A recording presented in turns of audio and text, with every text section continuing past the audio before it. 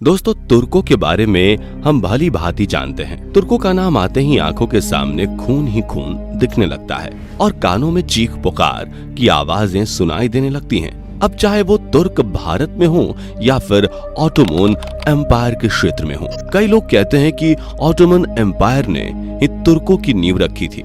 अब ये बात कितनी गलत है और कितनी सही, ये तो आप तभी बता पाएंगे जब आप इस वीडियो को पूरा अंत तक देखेंगे। दरअसल दोस्तों, आज हम बात कर रहे हैं ऑटोमन एम्पायर के खतरनाक, अय्याश और क्रूर प्रिंस द मेलोन फेलोन के बारे में, जिसे आप सब महमद द्वितीय के नाम से जानते हैं और इसी को हिस्ट्री में महमद द कॉन्कर के नाम से भी जाना जाता है। तो चलिए बताते हैं आपको ऑटोमन और तुर्की के इस अय्याशी भरी दास्तान को। दोस्तों, महमद द्वितीय ने ऑटोमन एम्पायर के साम्राज्य में 7वें सुल्तान के रूप में 2 बार शासन किया। दोस्तों, महमद द्वितीय ऑटोमन एम्पायर का पहला ऐसा सुल्तान था जिसे 5 भाषाओं का बखूबी ज्ञान था। बचपन से ही महमद होशियार था। 30 मार्च साल 1432 को जन्म लेने वाला महमद एक तुर्की सुल्तान था। महमद की माँ मुराद के हरम में एक गुलाम लड़की थी। अगर आपको नहीं पता कि मुराद कौन है तो आपको बता दे कि मुराद ऑटोमन एम्पायर का सबसे क्रूर राजा था और उस समय महमद की माँ का नाम हुमा था और महमद हुमा का चौथा पुत्र था। बचपन से ही ऑटोमन एम्पायर के सिंहासन का सपना देखने वाला महमद इस बात को समझ गया था कि अगर ऑटोमन पर राज करना है तो ये ऐसे तो नहीं होगा। इसलिए उसने बचपन से ही अपनी तरकीबें लगानी शुरू कर दी थी। उस समय ऑटोमन एम्पायर पर राज कर रहे मुराद के कई पुत्र और पुत्रियां थीं, जो अलग ऑटोमन एम्पायर पर अपनी आंख गड़ाए बैठे थे। महमद बचपन से ही तलवारबाजी और युद्ध नीति में कुशल था। उसका ये कौशल देखकर मोहम्मद को 12 साल की उम्र में ही अपने 2 कुशल शिक्षकों के साथ ग्रीस भेज दिया था ताकि वो इन सब चीजों को और अच्छे से सीख सके और मुराद आगे चलकर महमद को ही अपनी सेना का सेनापति नियुक्त कर सके। लेकिन मुराद को इस बात की भनक भी नहीं थी कि जिस महमद को मुराद अपना सेनापति बनाने की सोच रहा है, वही महमद मुराद की गद्दी छीनने की सोच रहा है। हालांकि कुछ समय में ही मुराद को इस बात की भनक लग गई तो मुराद ने महमद को एडुरन के सिंहासन पर बिठा दिया और कहा कि साम्राज्य को तुम्हारी जरूरत है। दोस्तों, बता दें कि एडुरन तुर्की का एक फेमस शहर है। महमद ने अपने पहले सिंहासन को बखूबी संभाला। शुरुआत में महमद ने एडुरन के लिए काफी मेहनत की क्योंकि एडुरन एक पिछड़ा राज्य था और उस पर आर्थिक और बाहरी संकट बहुत ज्यादा थे। उस समय एडुरन जैसे छोटे राज्यों से लड़कियां उठा ली जाती थीं और उनसे पहले तो मनमानी की जाती थी और फिर उसके बाद उन्हें बेच दिया जाता था। जो लड़की जितनी सुंदर होती थी उसे उतना ही ज्यादा पैसा दिया जाता था और इन लड़कियों को बड़े बड़े व्यापारी और राजाओं के सेनापति और वजीर खरीदा करते थे।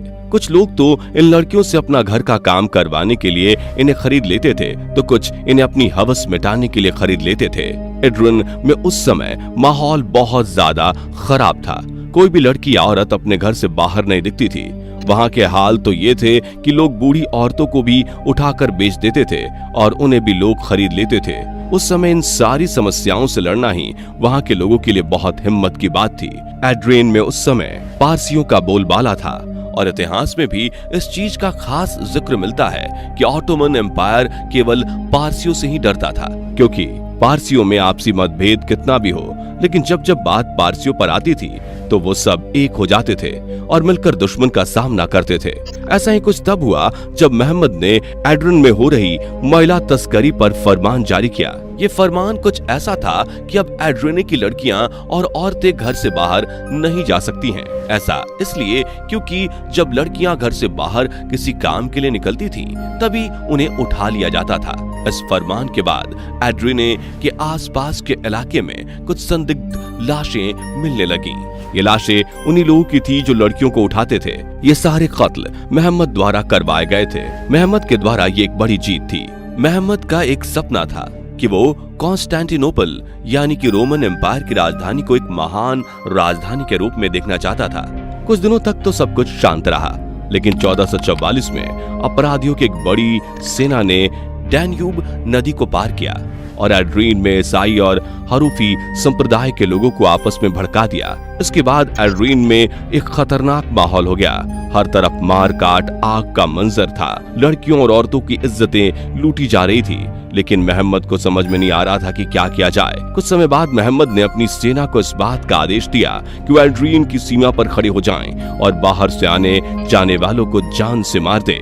मोहम्मद के इस फैसले से पूरे एड्रीने में बवाल हो गया था, जिससे कई बेगुनाह मारे गए। इन सारी कठिनाइयों में मोहम्मद ऑटोमन एम्पायर का सिंहासन भूल चुका था, लेकिन अचानक से मोहम्मद की कहानी ने एक नया मोड़ लिया और 1451 में मोहम्मद के पिता की मृत्यु हो गई, जिसके तुरंत बाद मोहम्मद ने एक साथ एड्रिन और ऑटोमन एम्पायर की गद्दी पर अपना हक जता लिया। और मोहम्मद के पास ऑटोमन एम्पायर की पूरी सेना थी, जिसकी वजह से वो सबसे ताकतवर सुल्तान बन गया था। और ताकत हाथ में आते ही मोहम्मद ने सबसे पहले कॉन्स्टेंटिनोपल पर कब्जा करने का विचार बनाया। ये वही समय था जब मोहम्मद को अपनी सेना और ताकत का इतना घमंड हो गया था कि उसे किसी की बात बर्दाश्त नहीं होती थी। जो भी उसके खिलाफ बोलता था, मोहम्मद उसे अपने हाथों से मार देता। मोहम्मद ने कुछ समय इंतजार किया और फिर कॉन्स्टेंटिनोपल पर आक्रमण कर दिया। कॉन्स्टेंटिनोपल पर आक्रमण करने के बाद मोहम्मद ने कॉन्स्टेंटिनोपल की सारी चर्चों को मस्जिदों में परिवर्तित कर दिया। कॉन्स्टेंटिनोपल पर आक्रमण के बाद उसने कॉन्स्टेंटिनोपल को जीत लिया और वापस ऑटोमन एम्पायर आ गया। ऑटोमन वापस आते ही मोहम्मद ने ऑटोमन की जनता के सामने एक बहुत बड़ा ऐलान किया और कहा कि मैं तुर्कों का वंशज हूँ। उसके इस बयान से पूरे ऑटोमन एम्पायर में हलचल मच गई। ऐसा पहली बार हुआ था जब पूरा ऑटोमन एक तुर्क के कब्जे में था। कॉन्स्टेंटिनोपल को जीतते ही मोहम्मद का स्वभाव एकदम से बदल गया था। पहले जहां मोहम्मद लड़कियों और औरत की इज्जत करता था, वहीं अब लड़कियों को देखते ही वो पागल हो जाता था और उन्हें अपने बिस्तर पर जबरदस्ती बुला लेता था, और जो लड़की मना करती उसे वो उपहार के रूप में मौत देता था। दोस्तों, मोहम्मद पूरे विश्व में इस्लाम को फैलाना चाहता था। उसे इस्लाम धर्म इसलिए पसंद था क्योंकि उसमें हर चीज की खुली छूट थी। उसने कॉन्स्टेंटिनोपल और एंटालिया जैसे बड़े शहरों में इस्लाम का प्रचार बढ़ा दिया था और लोगों से तलवार की नोक पर धर्म परिवर्तन कराने लगा था। मोहम्मद ने अपने पूरे जीवन में करीब 5000 से भी ज्यादा लड़कियों से संबंध बनाए और करीब 30,000 लोगों को अपने हाथों से मारा। और ऐसा उसने इसलिए किया क्योंकि इन बेगुनाह लोगों ने मोहम्मद की बात मानने से इनकार कर दिया था। मोहम्मद की लगातार अय्याशियों की वजह से कॉन्स्टेंटिनोपल का पतन हो गया था। कॉन्स्टेंटिनोपल के पतन के बाद 4वीं सदी के दौरान उन्होंने बाल्कान्स, हंगरी, वालाचिया, मोल्दोवा, एंटोलिया, रोड्स द्वीप और यहाँ तक कि साउथ इटली में कैरिमन पेनिनसुला और ऑट्रांटो तक कई अभियान चलाए। इतने सारे अभियान चलाने के बाद उसकी आखिरी इच्छा ये थी कि वह विश्व साम्राज्य की स्थापना के एक नए प्रयास में इटली पर आक्रमण करना चाहता था।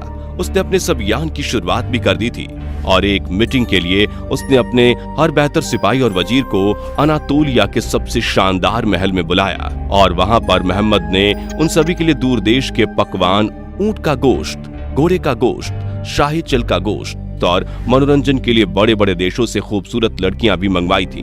वो हर हाल में इतना चाहता था कि उसकी ये बहादुर टीम खुश हो जाए और आगे इटली पर आक्रमण करने को तैयार हो जाए। लेकिन अनातोलिया में अभियान शुरू करने के बाद कॉन्स्टेंटिनोपल में 15.5 मील यानी कि करीब 25 किलोमीटर की दूरी पर मोहम्मद की मृत्यु हो गई। उसके सेनापति का कहना था कि मोहम्मद एक अजीब बीमारी से लंबे समय से ग्रसित था। इस बीमारी का नाम ग्राउट था।